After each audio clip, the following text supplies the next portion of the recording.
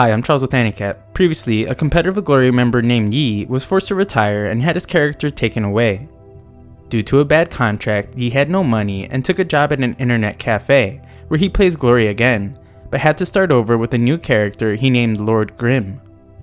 After only a few days of playing, Yi establishes Lord Grimm as a top character in the game's newest server, but someone from his old team knows his secret. The story continues as Yi's old team member named Hao learns that Lord Grimm has broken a raid record with an incredibly low time. Hao is in absolute disbelief and realizes that they were able to do it with the help of a mysterious new member. At the boneyard, Seoshin can't stop talking and everyone goes to take a break. Seoshin uses this time to ask Yi why he retired, and he explains that after having his character taken, he was only offered a role as a training partner. Seoshin explains that it's clear Excellent Era was trying to force him out, but states that Yi should have tried to transfer to another team. Yi reveals that he didn't do that over concerns of Mu Chang. He explains that she would have terminated her contract as she wants to always be by his side. Yi plans to wait for her contract to end, but that will be in over a year, and Seoshin points out how he will be too old then. As Seoshin leaves, he insists that Yi return to competitive gaming at all costs. He goes in for a heartfelt handshake, but Yi just asks for the internet fee for the café. Elsewhere, Blue River speaks with Cold Knight, who is frantic about these new records being set by Lord Grimm, since none of the top 3 guilds can beat them. In the game, Bun notices someone watching them, and they realize it's Herb Garden's guild leader, Plantego Seed, but Yi just lets him be. Plantego charges straight towards them though, and shocks them as he wants to duel. He demonstrates his immense strength by easily taking out Ro and Bun. We see in the real world though that it isn't really Plantego, and before he can step in to finish off the fight, Yi jumps in. Yi prepares a powerful attack but surprises his opponent as it's just a clone. Yi's real attack ends the fight, and the real Plantego is surprised to see that the guy lost. The guy signs his autograph for Plantego and gives his opinion on Lord Grimm and his team. He states that Bun is a reckless brawler and Ro is just copying the battle god Yi's style. He isn't sure about Grimm yet though, and points out that Grimm might have seen through him. We see that he is correct as he explains that the person they just fought was actually Wong. This is shocking to them as it is explained that there are 5 renowned titles in Glory: Battle God, First Emperor, the Magician, Sword Saint, and Gun King. All these titles are associated with characters except for one. The Magician refers to the player Wong himself.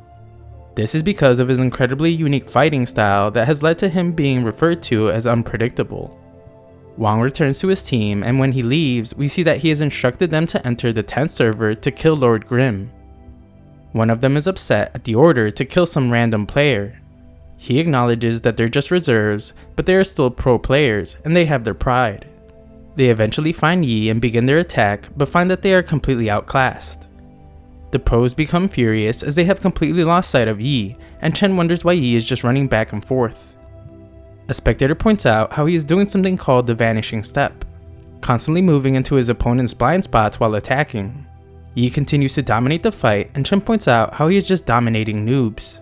Yi nearly ends the life of one of his opponents, but is momentarily stopped by a mage. Yi still lands his attack and pushes the mage back just as their captain has finally arrived. Yi is disappointed to see that he has brought more, and we see that his opponents fill a room in the real world.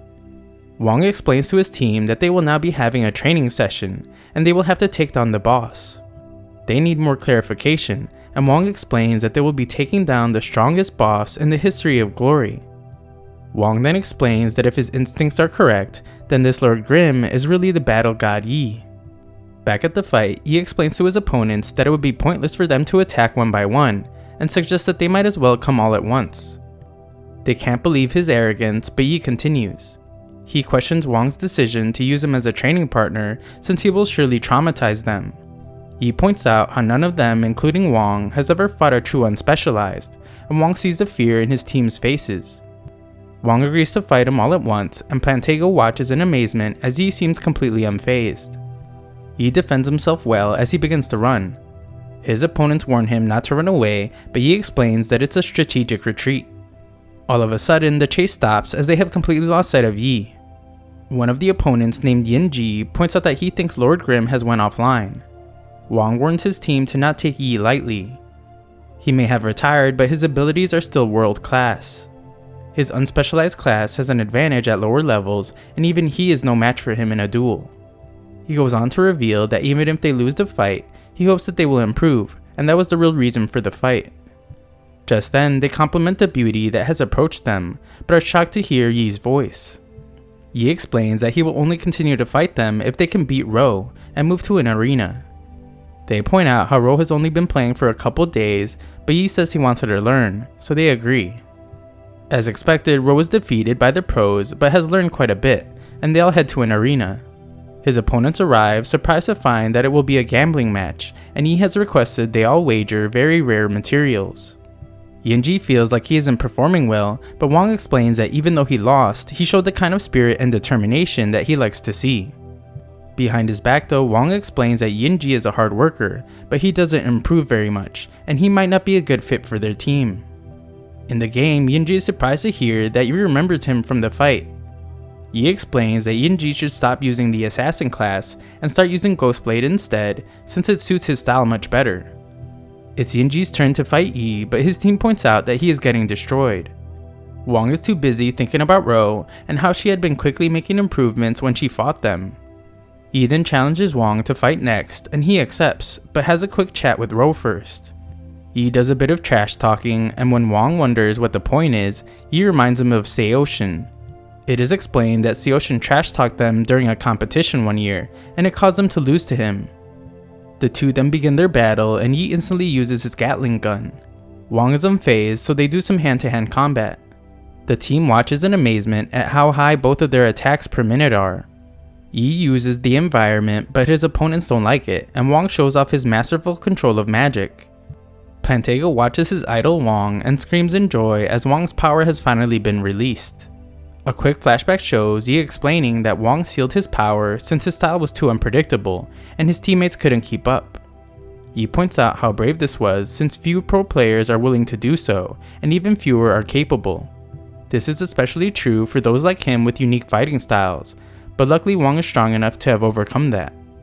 Yi then wins the battle as Wong thanks him for training his team, but Yi points out how he made a killing and invites them to do it again whenever they want. Wong tells his team that Yi's experience, game sense, and even trash talk are all worth studying, and he wants them to continue this training daily. Ro then asks Yi what the Pro League is like, and he realizes that she must have been asked to join Wong's team. She declined, and Yi wishes he could have seen Wong's face. He explains that she would think Pro League is fun if she finds Glory fun. She does have the potential to go pro though, and he points out how much she enjoys challenges. A quick scene then shows Yinji thinking about Yi's words as he starts a new character with the Ghostblade class. Later, Chen is upset to see that a hooligan has entered her cafe. He is in search of Yi and surprises everyone when he reveals that he is Bun. Later, Blue River hears that Lord Grimm is now helping a guild called Crescent Moon set records. What's even more surprising is he didn't ask for much in return. Messages from other guilds reveal that they are all upset about this as well. While they all vent their frustrations, one of the guilds makes a mistake and accidentally sends a message meant for Lord Grimm, offering him materials and begging for his help. They have a good laugh about this, but an announcement about Lord Grimm setting another record infuriates them again. Members from the Crescent Moon brag about it in chat, but the others point out how shameful it is to be getting outside help. Blue River considers setting a record as soon as possible, but realizes that Lord Grimm will just beat it anyway. Back at the cafe, Yi explains that they will only be shopping for the day, but he will be buying them weapons. Ro wonders which weapon has the most damage, but Yi points out that what is more important is that a weapon suits her well. Bun then asks for a weapon, but Yi rejects it as it costs 800 gold. As Yi searches for an orange level weapon for himself, they run into Blue River's friend from the Bluebrook Guild. In the realm of the gods, Blue River meets with the leader of their guild to explain how Lord Grimm has expert level skill and is currently holding all the 10th server records hostage. The leader agrees that the records he has set are incredible, but notices that one isn't so bad, and orders his group to attempt to beat it. Blue River then attempts to contact his friend, but finds that he is busy haggling with Lord Grimm.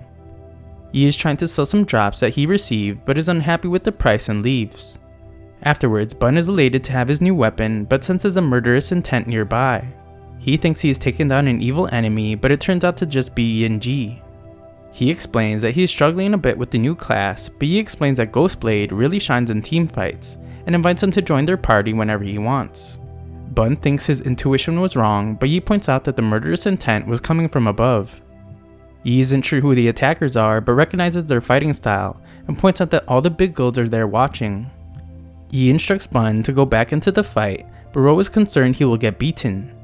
Yi isn't concerned though, as everyone is shocked when Bun gets powered up. Yi explains that ghost blades like Yi are able to provide massive buffs to any allies within range. Bun takes advantage of the power, but it only lasts 20 seconds. Surprisingly, Yi shows that he's able to cast the spell as well, and the entire team goes in powered up. They all excitedly fight with their new weapons, and Yi reminds them to fight inside the magic ring. Yi and Yi continually move the buffs across the battlefield so that the team can be constantly buffed. Yi compliments Yi on his excellent timing, and Yi and his group win the fight. The Blue Brick member is amazed to see how skilled the Ghostblade user is, and laments how everyone Lord Grimm recruits is so skilled. Someone tries a sneak attack, but Bun has Yi's back. The attacker is named Poplar, and he is a member of Blue Brook. Blue River explains that they have already set the record as intended, but Poplar desperately wants to prove that he can take down Lord Grimm's group. Yi shows that it won't be so easy, but Blue Brook's leader named Changing Spring arrives. Yi explains that he saw the team that broke the record, and states that they should have had Blue River on the team instead of Poplar. He states that Poplar clearly isn't a good team player, and they should always use Blue River when going for records.